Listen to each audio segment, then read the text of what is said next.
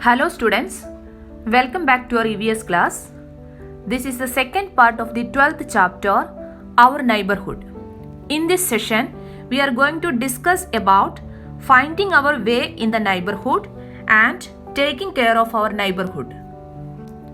First of all, let us discuss about finding our way in the neighborhood.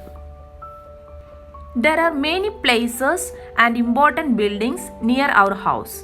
For example, there may be a public park, a school, a post office, etc. How do we explain the position of different places with respect to our house to our friends? We can do it by taking the help of directions. A map of the area makes the work even simpler. Maps contain different types of information, and we can read a map if we learn about its main features such as directions, scale, colors, and signs and symbols on map.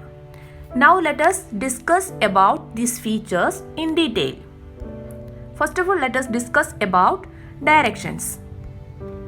We have learned that if we stand facing the rising sun, the direction in front of us is east and behind is west.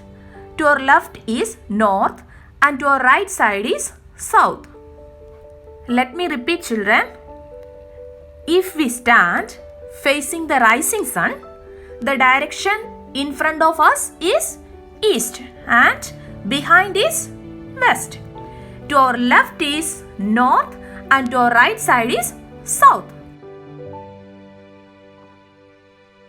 Next, let us discuss about scale. The scale is used to show distance on a map. For example, 1 centimeter can be used to represent 1000 kilometers. Hence, if the distance between two cities is 4000 kilometers, it will be shown as 4 centimeters on the map. So children, did you understand what is scale on a map? The scale is used to show distance on a map. That means 1 centimeter can be used to represent 1000 kilometers. Hence, if the distance between two cities is 4000 kilometers, it will be shown as 4 centimeter on the map. Next, we have colors.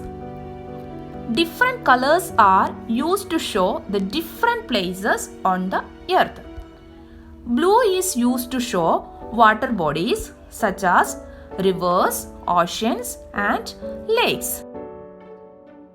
Green represents the plains.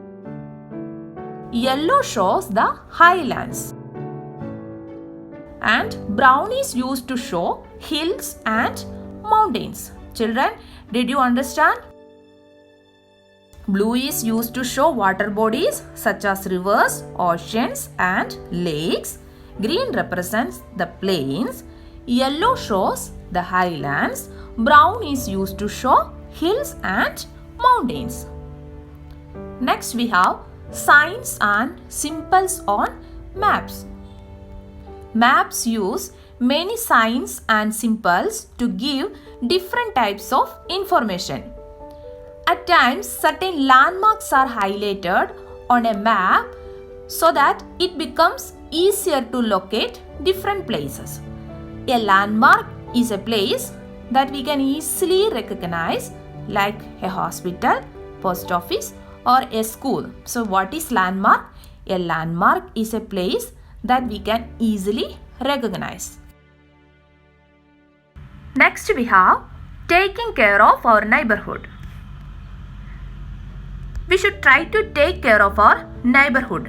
Things which belong to the people living in an area is called public property. It is our duty to keep it safe. Parks in our neighborhood should be kept clean and green. We should throw waste products only in a dustbin. We should not pluck flowers in the park. The modes of transportation of an area are also public properties. We should maintain its cleanliness. We should keep the public places like banks, schools clean. Our aim should be to maintain peace and harmony in our neighborhood. We should help our neighbors during the time of their need. So children, today we have learned about finding our way in the neighborhood and taking care of our neighborhood. So here we have completed this chapter. In the next module, we will discuss about question answers of this chapter. Thank you and have a nice day.